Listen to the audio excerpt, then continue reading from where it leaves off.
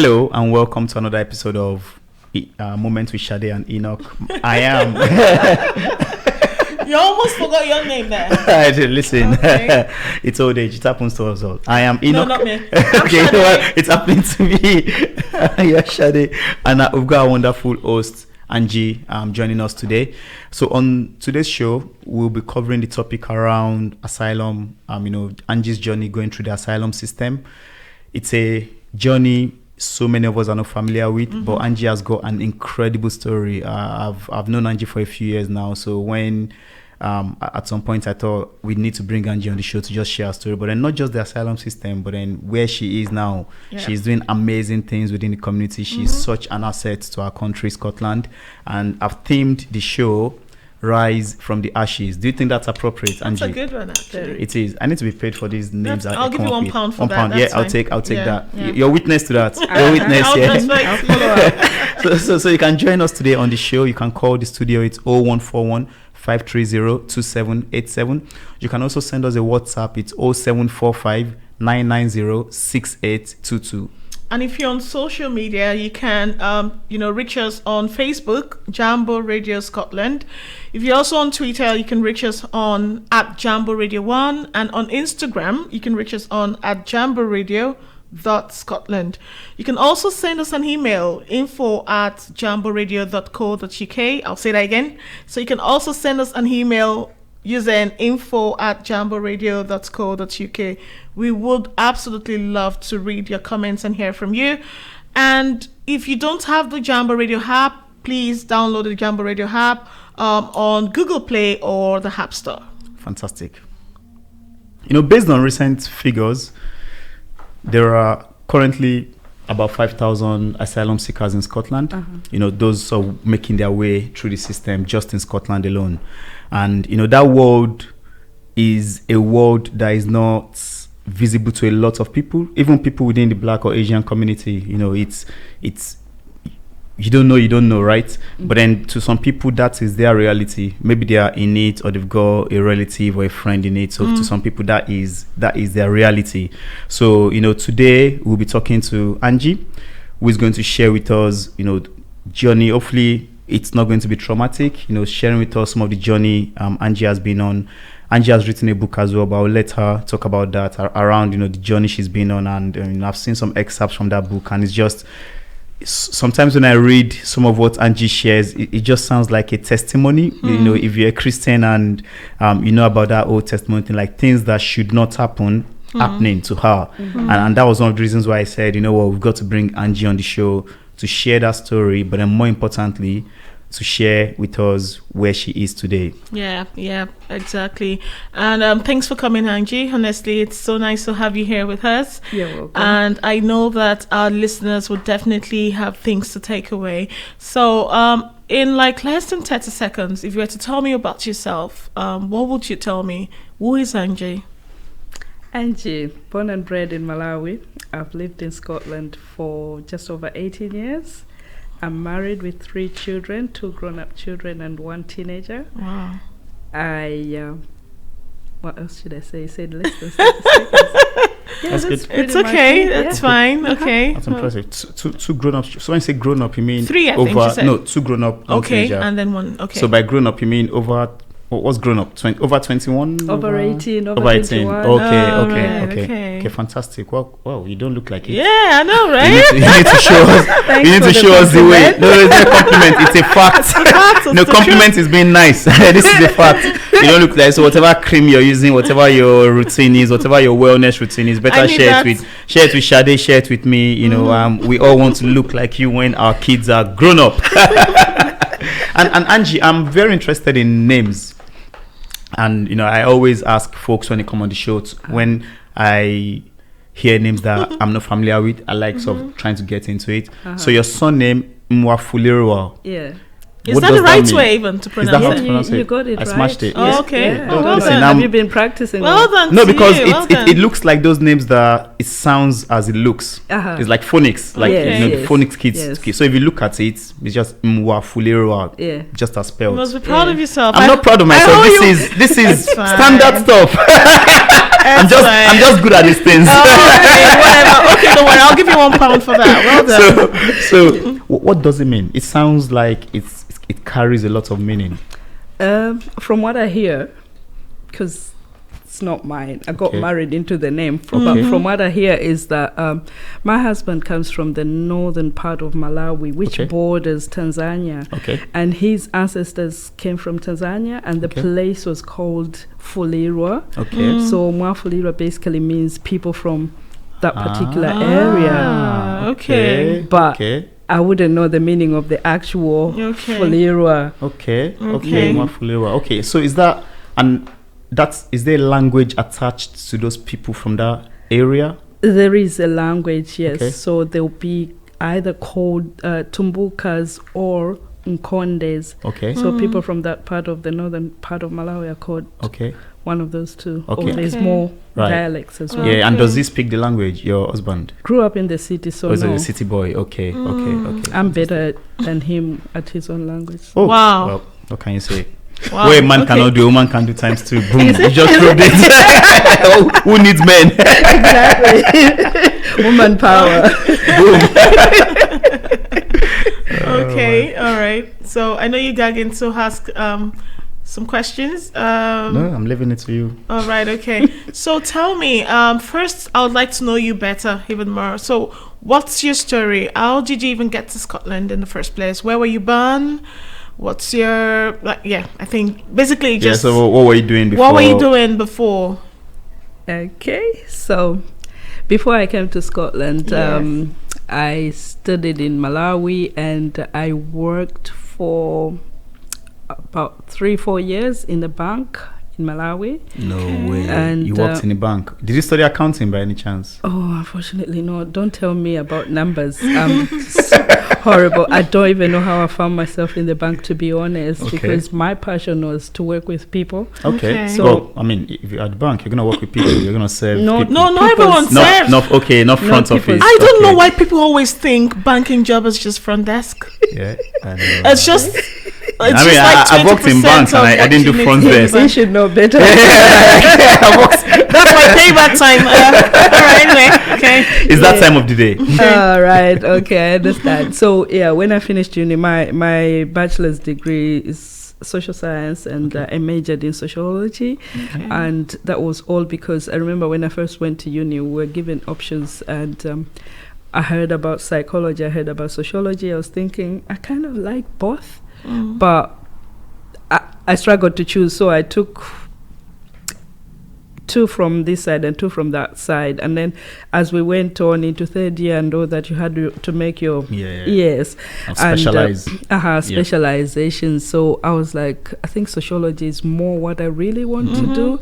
And at that point I'd found out about social work, but we never had that degree in Malawi. Okay. So the closest I could get to it was sociology. Yes. So that was my journey into like working with people. Okay. Makes sense. And then when I finished, I remember being at home for 6 months and no job. My mom, who worked in the bank from the year before I was born, actually, had always said to me, don't ever work in the bank. But at that point, she actually said, come and work in the bank. I take that back. Wow. It's do or die. So she had always said that, working in the bank is hard. You can't leave until you finish the day's work and all that. And at this point, she saw that I've been at home for 6 months, and she's like, she needs a job. So she was like, they're recruiting graduates. Okay. You might want to apply. And I applied, and I remember people thought I got in because of my mom. But I got in because the minimum they were looking for was a credit, and I had a credit on my degree. So I remember going along, there were people who had done theology, physics, chemistry. We were all in there, and we started the graduate trainee program. So after that, finished the program, and then it was really nice because you get to do all the departments in the bank. Oh, so you rotate, right? Yes, like yes. of course, graduate program. Yes, and after that, I found myself in credit. Okay. Yeah, so that's where I was. And then I left So that's 4 years later. 4 years later, Okay. that's when I left the bank, and then 2 years later, I found myself in Scotland. Okay. No, I didn't find myself in Scotland. Found myself in England. I was going to challenge that because I've been reading your story. I was going to be like, come on. Your You story know says... me, you know me better than Okay, your story says you landed in England. So let's get back into that. He's been stalking you. This is serious. I've done serious research, all right? I'm a proper broadcaster. This is the point where I say, can you just say everything? And then I can sit back. Can I just fact check anything I say? But no, I mean, so it's interesting. Now, I'll go back slightly to your social work, social science bit. What kind of work, so this is just out of interest for me, what type of work would you have been able to do with your social science degree in Malawi back then? Back then, I could have probably been a civil servant. I could have done that. Yeah, but do what within the civil service? Community development, Right, okay. which is okay. quite different from Yeah, what it is yeah. here. But Okay. those kind It's of too things. close to social, sort of Yeah. like people, Yeah. sort of Yeah. people development. Okay, Mhm. okay. So you've always had a heart for that. Then it's For always been, community and yeah. everything, yeah. Okay, fantastic. And so my question is then, so moving on from, 4 years in the bank, 2 years after that, and then coming to the UK. So what city or what town did you end up in? And so you said 18 years ago. So if I was to do rough mathematics, that would be what, 2006? Well, there's a bit of a story there as well. Okay. Because Okay. I came in 2003. Mm-mm. That's 21 years ago. Okay. Okay. So into the East Midlands, Nottingham. Okay. Okay.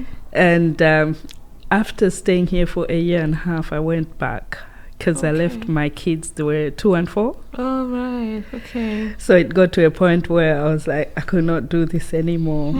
And my husband had joined me at the time. Okay. But I was at a point where I was like, what do I do here? I want to be with my kids. And it was not possible at that point to bring them over. So I just wanted to be where they are. So I went back for a whole year, and then I came back with them in 2006. So that's Okay. why I start counting from From 2006. 2006. Oh, Okay. okay. 2003. When in 2003? September the September. 1st. Okay, I was going to say maybe we'll cross each other at the airport. Because I came September 2003 as well, but I went through Heathrow, but then it was a different day. It's probably 20 something, not the first. Okay, interesting. I was 3 weeks into the country. So Yeah, you beat me, man. You're like my big sister in the UK. the grandmother even. Okay. That's interesting. So what then brought you to Glasgow? I was brought to Glasgow. I didn't come to Glasgow. I was brought to Glasgow. Okay. So basically, after being in England for 4 years, it so happened that last time, remember when I came in 2003, I'd overstayed. So when I came back this time, I wanted to do the right thing. So it was easy then to come in as a visitor, and then after 6 months, you change into a student. Okay. So I applied for a college, started studying Okay. in London. Okay. I'd travel 3 days a week to London. Okay. From the Midlands. Wow. Okay. Why London? That's where I'd found a cheaper college. Ah. Well, so I thought, because I didn't Okay. think of the cost of Traveling. traveling. and because that must everything. have been, that would add up. Yeah. So I thought, this time I'm trying to do the right thing, and this is going to work. So when it came to time of applying for the student visa, unfortunately, I was rejected. So that was everything up in the air, and I didn't know what other options I've got. So at this point, you were here with your husband And and two 2 kids. kids. And the 2 kids. Okay. Yeah, so didn't know much about what options, what routes I could use. So it was frustrating because I was can saying, I've tried imagine. to do the right thing this time, and this is This where is it's happening. getting to. Yeah. So I just abandoned everything and just started staying here, just working. Okay. And in that process, that's when I had my youngest child. Okay. And then things were getting tougher and tougher. I needed to find options. How do we, regularize our stay? It was easier when it was just maybe the 2 of us and stuff like that. But now there's children involved, and you don't want to put them in a precarious situation. Yeah. So that's when I started, investigating and finding out what what else? What could I do? Okay. So that's when I went to the Home Office in Croydon to say, look, I'm here. Okay. I need help. So basically, asylum, it's interesting that some people don't actually recognize that asylum is basically safety. So I went up to them and said, I need safety. So at the Home Office, obviously they recognize that everyone has a right to apply for asylum. Okay. So they'll take your case and then they'll analyze your case. And the way the immigration situation here is that you can tell them if you need accommodation, which I did. And so it was Croydon. Okay. Croydon. Near London. Yes. Okay. Yeah, so they said, okay, wait here. And then after 2 hours, they're like, we have accommodation for you. And it's in Scotland. Oh, right. So at this point, you'd been down there for 4 years. Okay. Yeah. So it was a scary thing because I didn't know anyone in Scotland. Just like that. Yes, but on the other hand, I was thinking the worst that could have happened could have been detained and deported. So coming to Scotland for me was like the lesser evil. So that's how I found myself in Scotland. Okay, interesting. So I'll go back a bit. Did you eventually finish the program in London, in the college? No, life took over. Yeah, because I was like, if it hasn't worked, if it hasn't served its purpose. Fair enough. And the second point was, so I'm naive about all this, so I'm just trying to really understand, and hopefully for our listeners as well. So my understanding of asylum is you're fleeing from danger. Exactly. So was that the case for you, or were there other options for asylum seekers where you were not fleeing from danger? I don't know if that question was clear. It is clear, and I'm trying to find the best way to answer it. But yeah, you've just put it how it's supposed to be. You are fleeing from danger, and now that danger could be from authorities, could be from maybe your community. So according to the United Nations, someone who's applying for asylum has to prove that they are part of a particular social group that is at risk. Yes, so the risk could be from anywhere really. Could be from the authorities, maybe someone was involved in politics, and or it could be another group attacking. Yes, or it could be, is it religion? Maybe they're in a country where one particular religion is not accepted and stuff like. So you just have to prove that you're not safe because of whatever group you belong to. Okay. Fantastic. But in your own case at that time, it was good to say, I just need help. I'm struggling. I'm a struggling mom of 3. Yeah. And I guess you were very open about your situation at that point in time with them. And then you said, help me. And they said, yeah, that's fine. And do they then investigate anything, or was it just, what was it like then? Because from what you've said so far, I'm getting the vibe that it's so different then compared to now. In terms of if someone in your situation this year, 2024, goes to seek asylum, is that a good reason to seek for asylum? You have to have a very strong reason. It's gotten tougher. Same then as it is now. Okay. So you have to situate yourself. And prove that I'm at risk because of the and. What you just said about saying, oh, I'm struggling and all that, it's not good enough, then that makes you an economic migrant. Yeah. Okay. So if you're situating yourself, if you're claiming asylum, then you have to prove that there's something going on that will make you not able to go back to your country. Okay. Yes. Okay. So saying, oh, I'm struggling is not good enough for them people. Okay. So arrived in Glasgow. So this was 2010. Okay. 14 years ago. Arrived in Glasgow. Knew no one, I'm guessing, at the point of entry. Yeah. And I'm just trying to think, 2010 Glasgow. Okay, yeah, I was around then. So what was life like then, and what happened, from your time arriving in Glasgow on the application front? Right. So, coming from Malawi, it was really difficult to prove that you need safety. So, my case was fast-tracked. So, from Tuesday in Croydon, I arrived here on a Thursday. On the Friday, I was told that I've got an interview on the Tuesday. I was like within a week. Within a week, yes. So this is the first, when I went to Croydon, that's your screening interview. They just want to know you. And then the next one is a substantive interview. Now you need to put meat to your case. It can take up to, well, mine was 5 hours. 5 hours? Yes. Just you and the kids, or? Me and the kids. Now, thing is, you might want to talk about things that you don't want to talk about when the children are there. So my kids were like in the next room. The door was slightly ajar, and the interview was really like I had to keep my voice down because I'm saying things I don't want them to hear. And to make matters worse, I was sitting with the other one in a pram just there. Okay. It was just a crazy situation. Not the best setting. It wasn't the most conducive situation, and well, I think that did also impact on how my interview went and the response that I got.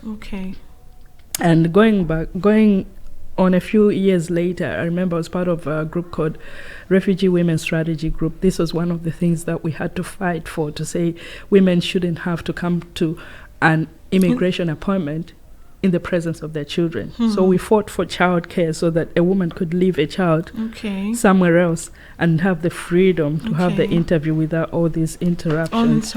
Uninterrupted. And also, that is why today I find myself in situations where if I hear that somebody is applying for asylum or has got issues with immigration, I want to be there. I want to know that they know what they're doing. They've got the right support because of my personal experience. Wow.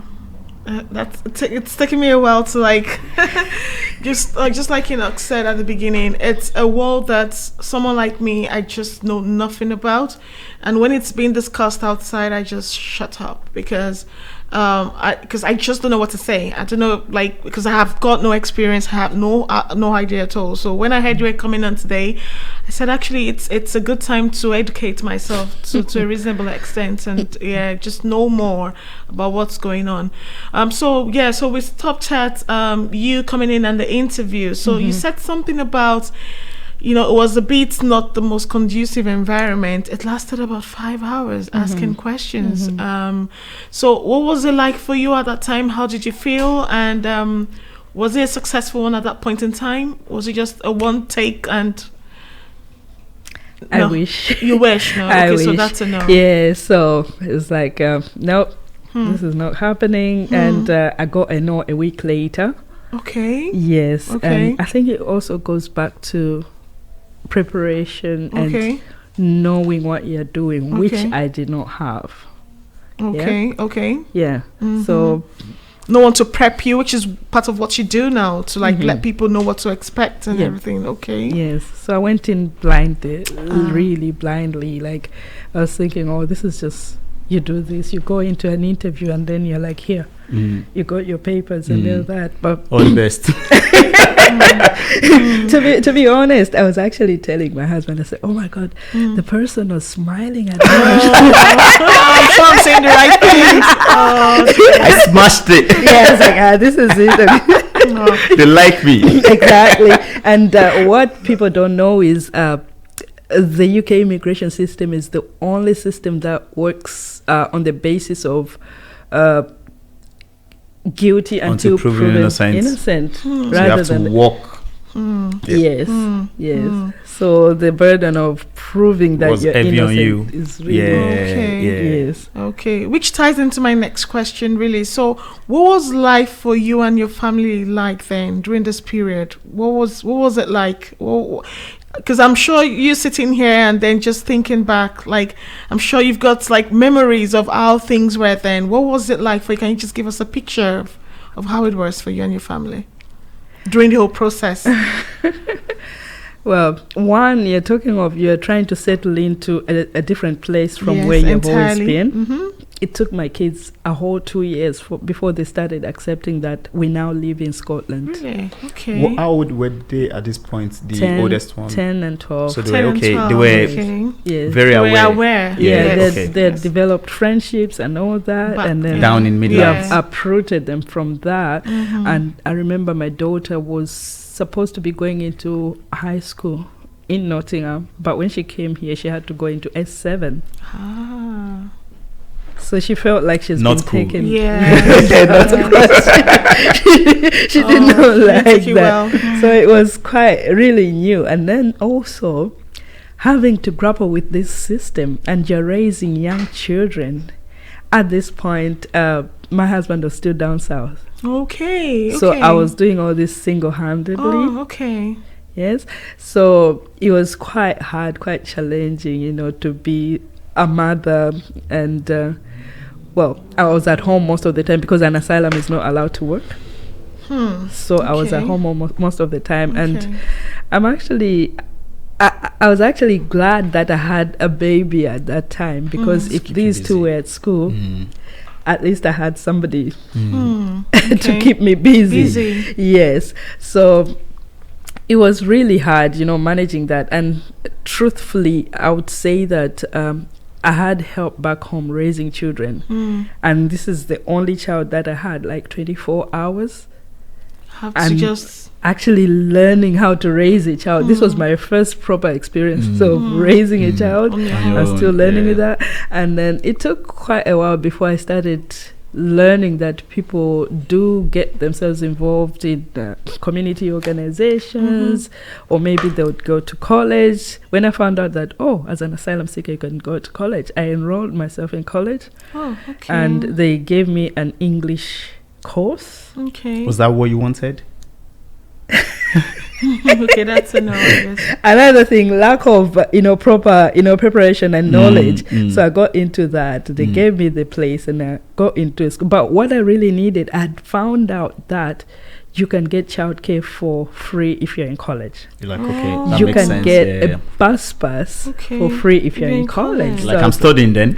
oh yeah, give me anything, give me anything. Yeah. okay. So I went Yeah. into college, and I think it was 9 o'clock we started. I dropped my child off in nursery school. I was so happy. 10:30 break time, the lecturer calls me and says, "Why are you here?" I like to learn, but your English is okay. Yeah, but I want to get out of the house. She's like, if that's what you want, this is not the place. Yeah. Go and volunteer. That was my first time to hear that you could also volunteer, because this is not a thing we do like back home, in yeah. Africa. What does that mean? Exactly. So that was the end of my college. Wow. Day one. So basically, you've dropped out of college twice. Well, Technically. oh well. Someone is counting. Yeah, someone is counting, But the second one you can understand though. The first one, Which not one? like Which one can you understand? which one can I not understand? I think is the question. I can understand for both reasons. Don't let Enoch wants to get me in trouble. All right, okay. So that lasted like a couple of hours of you talking to your lecturer, and then off you went then to volunteer.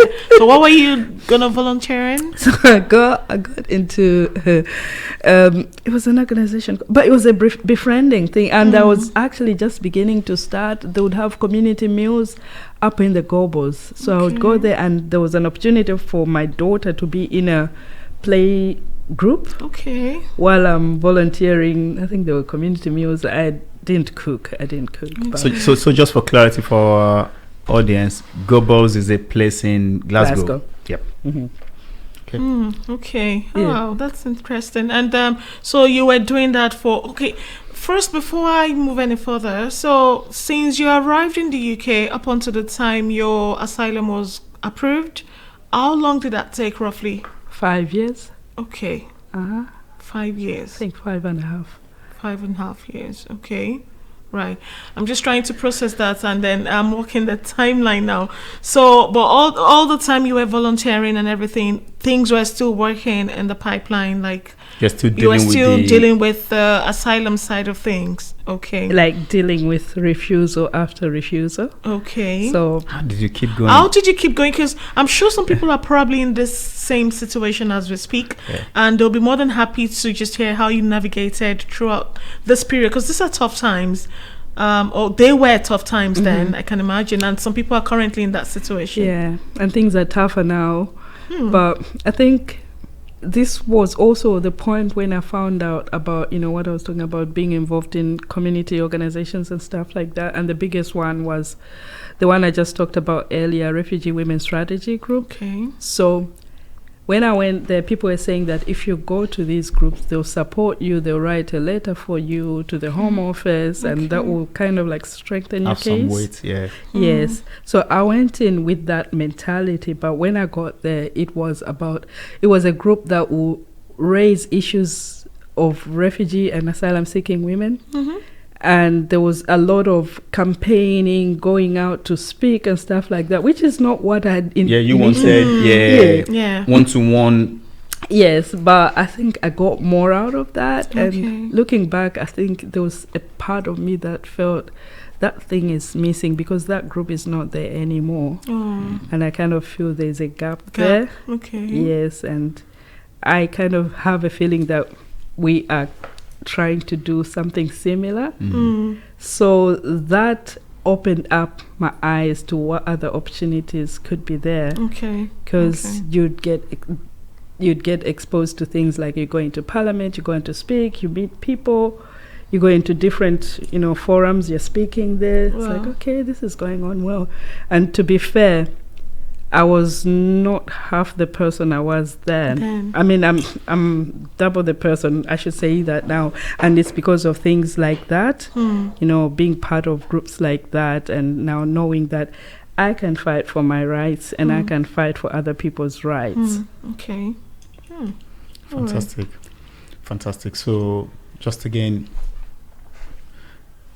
there's a story you've shared, and I would like you to share it with our audience around at some point. So you've told us now that 5 years later they eventually granted your asylum application, which would have been roughly 2015, following the numbers, 2015. So 5 years.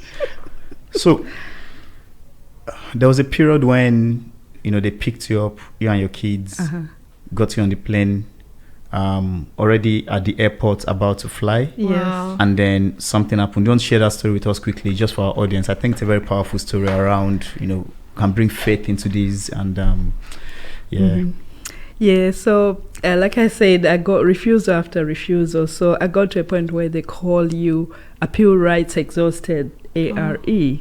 And mine came within the first year. By November, from February, by November, I was already appeal rights exhausted. So it was just a case of trying to put in another application, an appeal, another application. So it got to a point that I think I had no application in the Home Office, and that's a very dangerous position to be in. Because you shouldn't be in the country anymore at that point. Yes. At least if you have an application put in, you know that they're considering it. So you're within the system. And I got to a point where, lawyers were just kind of like, I can't take your case. So I would put in my own applications. Yourself? Yes. And then I got to a point where I put in one with the European Court of Human Rights. But with the Home Office, there's nothing. So that was when they came to my house, 7:00 in the morning, to take us to be deported. So I remember it was on the 2nd of May and the flight was on the 5th, I think. Oh my God. So they got us, and they knew that in Scotland they're not supposed to detain children. Okay. So although the flight was on the Friday, this is a Tuesday, they had to fly us out immediately to England, where it is okay to detain children. Oh, okay. So they flew us to England. And I was actually laughing to say, I've been in this country since 2006. This is 2012, 6 years. I haven't been on a flight in a long time. So going from Glasgow and flying from Edinburgh to London for me was like, well, I was laughing about it, but it took us to England and with no prior notice, just so I know. Like it was just bang, bang, bang. Bang, bang, bang. Pack My son was at the getting point. ready to go to school and he opens the God. door and they're like, where's your mom? Oh my God. Or she's still sleeping. And the moment he turns around to go and call me, they're barge in and Oh they're my like, Angie Mwafulirwa, you're under arrest. And they come to my room. They've got these Ghana must go bags. Really? Yeah, start packing. Start throwing your things in. Yes, pack your stuff. And I was like, oh, I've put in an application for European human rights, whatever. They're like, no, you're going to explain that when you get to England. Yeah, so took us to their office in Govan, that's here in Glasgow, and they processed our paperwork. And that was when it started, because you're asking me about putting faith into it. So I asked them to say, can I just lie down on that couch, on that bench? I did. And when I was there, I was just singing and thanking God out loud, and they were getting annoyed. They were like, can you stop doing this? You're upsetting the children. I said, no, I'm not upsetting my children. them. You're upsetting them. They should be in school now. Exactly. So anyway, when they finished whatever, that's when they took us to Edinburgh and then flew us to London. And my lawyer could not represent me anymore because the law here and England is different. So I had to quickly find another one who was happy to take my case, put in an injunction to stop the flight. Wow. And so Tuesday, Wednesday, Thursday, Friday was the day of the flight. And we got on the coach to go to the airport. When we arrived at the airport, there was a refusal that had been faxed, the final refusal that had been faxed to say, that's you know what? It's definitely out. Yes, yes. I'm having goosebumps, actually. This is really, oh my goodness, okay. Yeah, so, yeah, I'd tried everything and people had written letters to the airline and everything, but got to a point where you could actually see that this is the end of the road. This is it. And they were kind enough to offer me mobile to call Africa. Okay. There was no WhatsApp in 2012 as far as I can remember. So they gave me, you can call anyone you want in Africa. So I called my sister. I'm like, this is it. I'm at the airport. I'm coming. Because at that point I'd given up. But somebody had told me that when you get to the airport, hold on to something and they'll not move you. But the whole time, going through security and everything, I did not see that. And interestingly, because you're a criminal, you don't go through the normal route. You go through the back. Okay. Yeah. Okay. So you have a very different view of Edinburgh Airport and all this. Exactly, it's different. So yeah, so we got to the door, probably maybe where I am and maybe where Sade is, that's the door. And when we got there, the guy who was leading the team, because there was a team of 7 going with us, which is annoying because I think they spent far too much money deporting people. 7. And they have to fly back. Exactly. They'll sleep in a hotel as well, maybe allowances. Yeah. And mind you, we were on a coach from the detention to the airport, just me and my 3 kids on a coach. A whole coach. A whole one. Yes. Wow. So the guy says, oh, I've forgotten our boarding passes. So we had to stop there. We couldn't go in.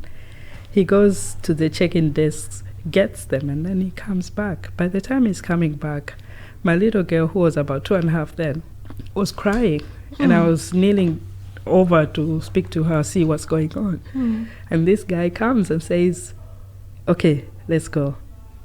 And I'm looking at him, I'm like, go where? And he's like, onto the plane. And at that point, from where I was bending down, I knelt down and I just put my hands up in the air and I just said, Lord, I thank you. I just started praying and singing and everything. And somebody just touched my shoulder within like 2 minutes. It's okay. It's over. And I looked up to her. Say, what do you mean? She's like, no, it's over. You're going back to the coach. It's like, oh, just like that. Wow. So I do not really know what happened there, but was it the commotion that I had caused? Because with me screaming and all that, kids were also screaming and everything. And I don't think pilots would take someone like that. So that's 12 years ago. That's how I'm still here. Wow. And I use that to encourage people to say, if I'm still here with a weak case that I know. You were at the airport. Wow. Yeah. And with all this happening, especially that very, looking back into that story, what was it like for the kids, especially the ones that were of age? Yeah. What was that like for them? And is that something you still discuss as a family? We still do. Yeah. Probably because it happened in May, so we were talking a lot about it in May. But from the time we came to Glasgow, I tried as much as possible to shield them. But at this point, they can see it with their own eyes. What was there to shield? So they were seeing everything, and they started asking questions. Yeah. The older one, funny enough, she wanted to go. So when everyone else was throwing all this fracas, she was just like, what's wrong with these people? I want to go to Malawi. Wow. So but they were still like really, they were scared.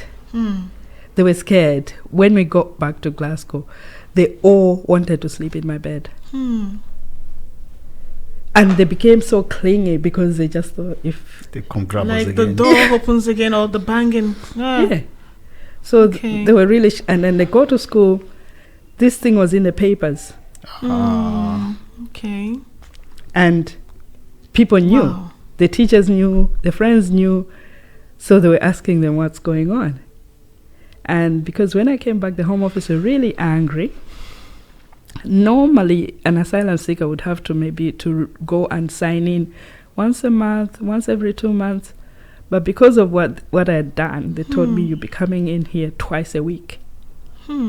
So I was having to take them from school twice a week. Wow. And how many times are you going to tell the teachers that there's a dentist appointment? Okay. What kind of I know. Oh dear. Okay. Ooh. I got to a point where I had to ask, say, Yeah. please, can I be coming, but let the children not. School. And they put them on 6 months. So basically, they want to be seeing you that you're still around. Okay. And that's a condition for you to stay here. That's a condition for you. Stay in the house they've given you. And if you are in breach of this, you know that you not even get the money that they give you. At that time, it was like 35 pounds per week. So if you break any of these rules, it means... That's it. It sounds so lonely, like a lonely road, and it's frightening, actually, honestly. Even though I know what the story is now, I'm still like, wow. I wouldn't wish it on anyone. Oh, I can imagine. It's horrible. Well, were there any people around you then at some point, or any organization that supported you throughout this tough period?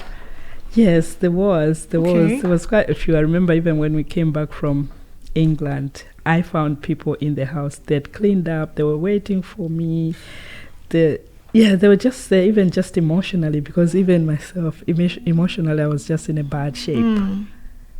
I was in a bad shape. I found myself snapping at people. I rarely raised my voice, but I remember clearly raising my voice to my husband. Up to now, it makes me cringe. He was on the phone, and he just asked a small question, but I was like, ooh. And I got scared because I was like, that's not me. I got scared. I went out of the house and I came back in the evening because I was scared of myself. I was like, this is not me. But there were people supporting. And then also there were people mocking. Sorry, who are these people? There were people from my country. There were people from within Glasgow. Right, okay. There were people that I knew from England. There were people in a church. Mocking. Okay, because I guess the story went viral, like It what they did. call viral now. Yes. And I guess what people were probably picking then was your attitude at that point in time, and they're like, why did she have to scare her kids? Some would say that. I can imagine different opinions surrounding that situation. Right, okay. So now so you went back from being almost deported back into England. You went back to England. No, back here. Back to Glasgow. Back straight to Glasgow. All right, lovely. Okay. And so what was it like from there? So you were going, like you said, they stopped you from bringing your kids twice a week. And then it was back and forth with them until finally they said that. So what triggered the final response? What did you do? So I kept putting in fresh applications. You continued with the... Yes. Okay. So was there something new in the application, different from the last one that was rejected?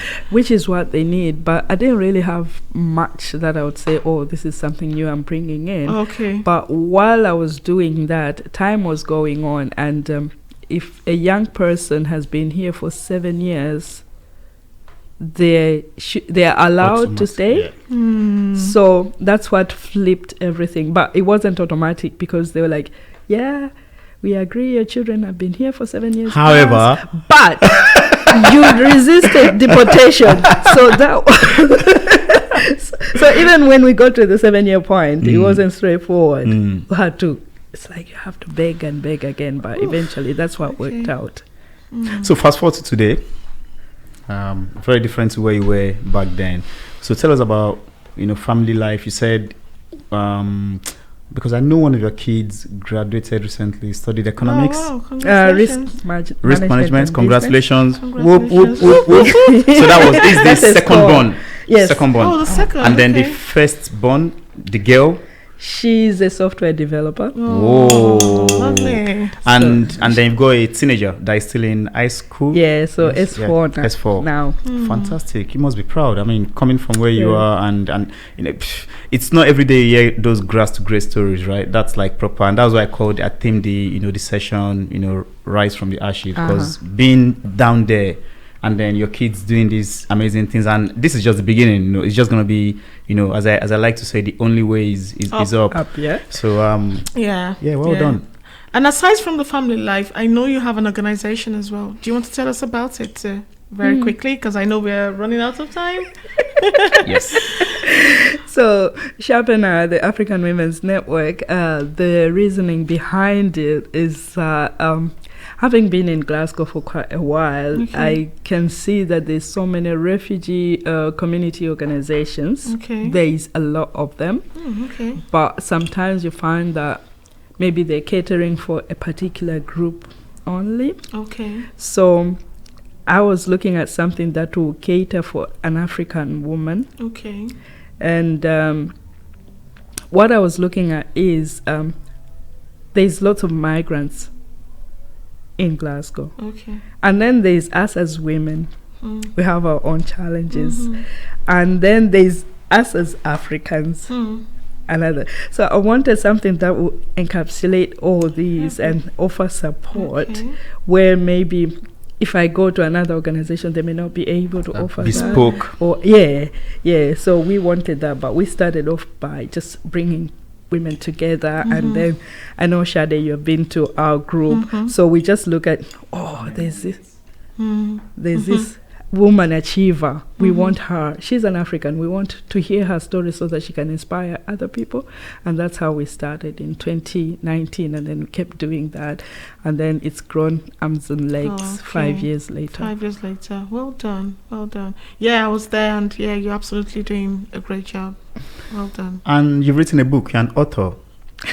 So don't quickly tell us about the book, sort of the premise of the book, and for those that are interested, where can they get a copy from? Okay, so the book comes on the back of the fact that I'm a life coach. Because during my asylum journey, I studied to be a cognitive behavioral therapist. So you do a lot of coaching. And I just sat down to write about tips that can help someone if they want to maybe like change their lives. And so I wrote these tips, and then I was like, oh, this could be a book. So it's a personal development book that looks at what limits us to achieve things, our goals, and how can we resolve those things. And then there's a practical side to the book where it's like go goal setting, action planning, and stuff like that.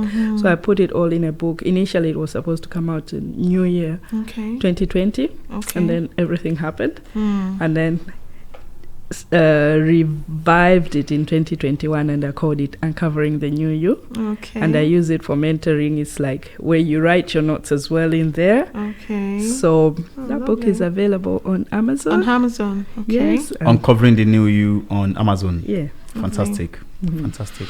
And for someone else to going through the asylum system and maybe facing hopelessness and not knowing what to do next or where to go next, what piece of advice do you have for those people or for those families? I was talking to someone today, and she came over to the office, and we have a drop-in where people can just connect and chat, and she was just saying that I need this to keep myself sane. So people need to look at what keeps their hopes up. We are not all the same. We encourage people to connect and stuff like that. Like right now we have a Zoom call that people are just logging in and chatting. We do that every Wednesday. So connecting with people who can support you, who can encourage you, hold your hand, because the whole premise of Sharpen Her is pull someone up. Iron sharpeneth iron. It's on that basis.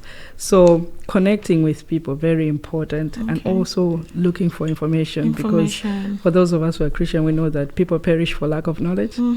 And I'm a testimony of how I perished because of lack of knowledge. I was wallowing in this process because I didn't know what happens. And recently we did a project called Sharpening New Scots. So New Scots are those of us who have come from elsewhere. And we use that to talk about the education system, the healthcare system, just giving each other ideas of how things work in this country as we're trying to settle down. We may not be able to help them with all these other issues, that, like the immigration system itself. We may not be able to help with that, but we can support, which is like scaffolding for them while they're going through this process. And it's very important to get that while you're going through the process. So for our listeners, if you have anyone who is thinking of joining your community, what's the best way to join? Well, they can find us on Facebook. Okay. LinkedIn. Okay. Yeah. And is it the same name, Sharpener? Yes, Sharpener, the African Women's Network. Okay, Sharpener. Sharpen Her. Sharpen Her. Okay. Yes. Okay. Yeah. All right. And our website as well. Okay. What's your website? It's www.sharpenher.org.uk. Lovely. Fantastic. Lovely. Okay. Thanks for that. Yeah. And for outsiders, so for those of us that are not in the system of not being through it, because I've learned a lot today. You're right. Yeah. Well, is there anything we can do? Yeah. From outside? There is. Okay. For example, people don't stay in the asylum process the whole time, and I mention Black professionals a lot to people to say, can you please engage with this, because they may not get the job they need right away because they're not allowed to work. But being in that kind of environment would do something to their mind. Yes. Instead of, because the asylum system is designed to suppress someone, to make someone feel low, like you're a nobody, dehumanizing. So if they're in spaces where they can engage with people, I mean, for example, if I'm saying I've worked in a bank before and I'm coming along to the events where there's all these people, gives some hope to say, oh, it's possible. So people coming into that. And also, I like the fact that you have shown that interest to learn. And then maybe you can also help us to like maybe connect people with maybe volunteering opportunities where they can maintain their skills. So that when they get their papers, they hit the ground running. It's not when they start going to college. Because some people, that's what they do. That's when they start looking for college and stuff like that. So creating opportunities and being supportive. Fantastic. Thank you very much. And that's not just for us, it's for the listeners as well. You know what, if you're listening to this and you feel moved or touched and you'd like to do something, that's some practical ideas around what you can do to help those in the going through it currently. Yeah. Thanks very much, Angie. I've learned a lot today. Honestly, your story, like I said earlier, gave me goosebumps. No joke. No jokes about it. So, but I'm so happy you're here today. I'm so happy you're here to tell your story yourself, and I'm just so happy for you. And congratulations on your kids as well. I know the journey was so rough, but still, you're like a ray of what do I call it now? Sunshine to others listening to you. And we have a tradition, so we're just trying to wrap up quickly now, where when we have our previous guests, they kind of leave us with a message for the next guest coming. So the previous guests, we had two of them. I think one of them said, be your authentic self. Yes. And John, I think our husband, said, just say yes to things. Well, be open-minded. Right? Because when you say yes to things, sometimes it's like, okay. Careful. So just be open-minded. And he gave a very good example of that, because coming on the radio show for the first time, he was very nervous. It's nerve-wracking, actually. So, but he still did it and realized, you know what? It's actually not bad at all. So what would yours be? Yep. So what advice do you have for our next guest? And you don't have to know them. It's just life advice. Exactly. It could be anything. All right. Okay. I think I would say be kind to yourself. Because life in general is tough as it is. But, just be kind to yourself. I know people would judge themselves, kick themselves for things if things are not working. But there are some things that are not within our control. And I always encourage people just to be kind to yourself. Look after yourself. Thank you. Thank you so very much. Thank you. I so much love the message of kindness, and a lot of my message around kindness is be kind to others. But you've just, you need to be kind to yourself as well. Someone needs to be kind to you, so it can start with you. Yeah. And the measure of the kindness will start from how kind you are to yourself. Because we even say that love your neighbor as you love yourself. So be kind to others as you would be kind to yourself. And it's in the book, Uncovering the New You as well. Fair enough. So Uncovering You on Amazon, and of course the website sharpenher.org.uk are the places you can find Angie. And I know you're also on LinkedIn. It's Angie Mwafulirwa. So that's your name is on LinkedIn, so you can connect with her there as well. So hopefully you can. And if for some reason you want to connect with Angie or our organization and you still can't find out, connect with get in touch with us at Jambo Radio and we can connect you. Yeah. Do you want us to leave them with the email as well? So very quickly, it's info@jamboradio.co.uk. That will be all we've got time for today. Thank you very much for listening to this show. Hopefully you've been enlightened. Hopefully you've been maybe not entertained, but hopefully you've enjoyed listening to this story, and hopefully it's been encouraging. Thank you, Sade. Yes, thank you so much for listening to us. Until next time, it's your host Sade and Enoch, and our wonderful guest Angie Mwafulirwa. Till next time. Thank you very much.